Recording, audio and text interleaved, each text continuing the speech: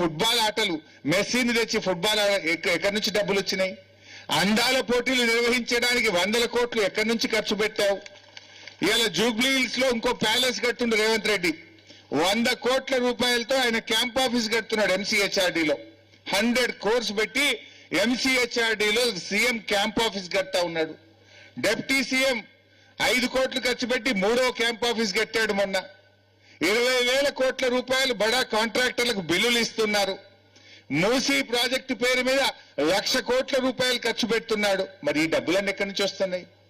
అంటే నువ్వు నీ జేబులు నింపుకోవడానికి కమిషన్ల కోసం డబ్బులు ఖర్చు పెడుతున్నావు తప్ప పేదలకు ఇవ్వమంటే డబ్బులు లేవు అని మాట్లాడుతున్నాడు ఈరోజు రేవంత్ రెడ్డి గారు. Let's come to the subject. సరే, వాట్ ఎవర్.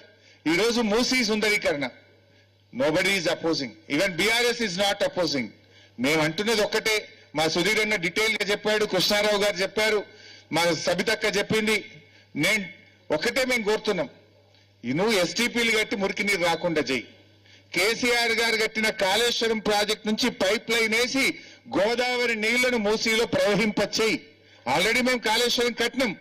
పక్కనే కొండపోచమ్మ సాగర్ హైదరాబాద్ కు 40 కిలోమీటర్ల దూరంలో ఉంది.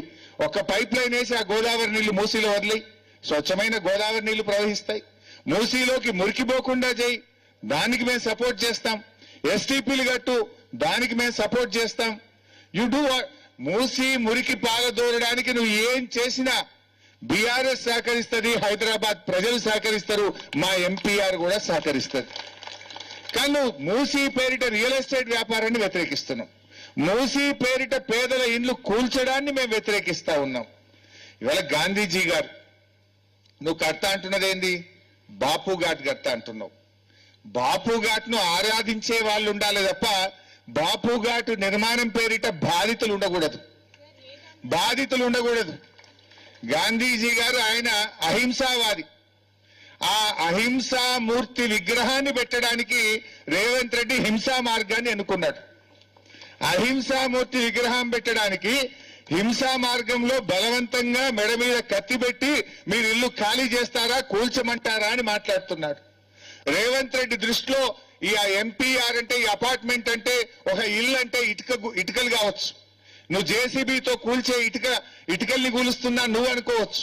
కానీ ఒక మధ్యతరగతి వాళ్లకు, ఒక పేదవాళ్లకు అది జీవితాంతం రెక్కలు ముక్కలు చేసుకొని రూపాయి కూడబెట్టుకొని బ్యాంకుల్లో అప్పులు తెచ్చి ఒక కళ నిజం చేసుకుంటారు. జీవితకాల కష్టం, జీవితాంతం ఒక కళ ఈ అపార్ట్మెంట్. నువ్వు కానీ ఒక ప్రొక్లైన్ పెట్టా, రాత్రి కూలగొడతా అంటే అది జీవితాలు కూల్చడం. ఆ పిల్లలు కళ్ళల్లో నిద్ర లేకుండా, ఇవాళ కంటి మీద కునుకు లేకుండా పిల్లలు పరీక్షలు ఎట్లా రాస్తారు, అదేవిధంగా ఆ తల్లిదండ్రులు ఎంత ఆందోళన ఉంటారో అర్థమవుతుంది. నీకేంది, నువ్వు జూబ్లీ హిల్స్ ప్యాలెస్ లో బాగానే ఉన్నావు, ఇంకో 100 కోట్లతో ఇంకో ప్యాలెస్ కట్టుకుంటున్నావు. కానీ ఈ పేదల పరిస్థితి ఏంది, ఈ మధ్యతరగతి ప్రజల పరిస్థితి ఏందో ఒక్కసారి ఆలోచించాల్సిన అవసరం ఉంది. నేను మీ అందరికి కూడా కేసీఆర్ గారి మాటగా బీఆర్ఎస్ పార్టీ పక్షాన మీకు పూర్తి స్థాయిలో బీఆర్ఎస్ పార్టీ అండదండగా ఉంటుందని చెప్పడానికే ఇక్కడికి వచ్చాం. రేపు లీగల్ గా ఎందుకంటున్నా అంటే ఇప్పటి వరకు ఈ మూసీ ప్రాజెక్టుకు డిపిఆర్ఏ రెడీ లేదు. There is no DPR as and today. There is no maximum flood level. ఇప్పటి వరకు ఎంఎఫ్ఎల్ ఫిక్స్ కాలేదు, ఇప్పటి వరకు డిపిఆర్ తయారు కాలేదు, ఇప్పటి వరకు సోషల్ ఇంపాక్ట్ అసెస్మెంట్ జరగలేదు. ఏది లేకుండా నువ్వు నోటీస్ ఎట్లు ఇస్తావు? డిపిఆర్ లేదు, మాక్సిమం ఫ్లడ్ లెవెల్ డిసైడ్ కాలేదు, సోషల్ ఇంపాక్ట్ అసెస్మెంట్ జరగలేదు, ఎన్విరాన్మెంట్ క్లియరెన్స్ తీసుకురాలేదు. Without anything how will you give the notice? మనం రేపు లీగల్ గా పోరాడదాం, న్యాయపరంగా మీకు అండగా ఉంటాం, క్షేత్రస్థాయిలో మీ పోరాటానికి అండగా ఉంటాం. రేపు జరగబోయే బడ్జెట్ అసెంబ్లీ సమావేశాల్లో మీ అంశం మీద బీఆర్ఎస్ పార్టీ ఎంత దూరమైన పోరాటది, అసెంబ్లీని స్తంభింపజేసైనా మీకు అండగా మేము నిలబడతాం. అన్ని రకాలుగా బీఆర్ఎస్ మీకు సపోర్ట్ గా ఉంటుంది. ఎందుకంటే మేము పేదల ఇండ్లు కూల్చడానికి వ్యతిరేకం, మూసీ అభివృద్ధికి వ్యతిరేకం కాదు. మూసీ మురికిని పారదోలడానికి మేము వ్యతిరేకం కాదు. మూసీ మురికి పారదోలడం పేరు మీద నీ జేబులు నింపుకోవడానికి వ్యతిరేకం, రియల్ ఎస్టేట్ వ్యాపారానికి వ్యతిరేకమే తప్ప మూసీ మురికి పారదోలడానికి కాదు. అందులో మీరు ధైర్యంగా ఉండండి. By all means BRS party will be with you, by all out will be with you. గతంలో మా ప్రాజెక్టులో మేము మూసీ ప్రాజెక్టు సుందరీకరణ స్టార్ట్ చేసినప్పుడు ఒక్క ఇల్లు కూల్చే ఆలోచన ఆనాడు బీఆర్ఎస్ పార్టీకి లేదు.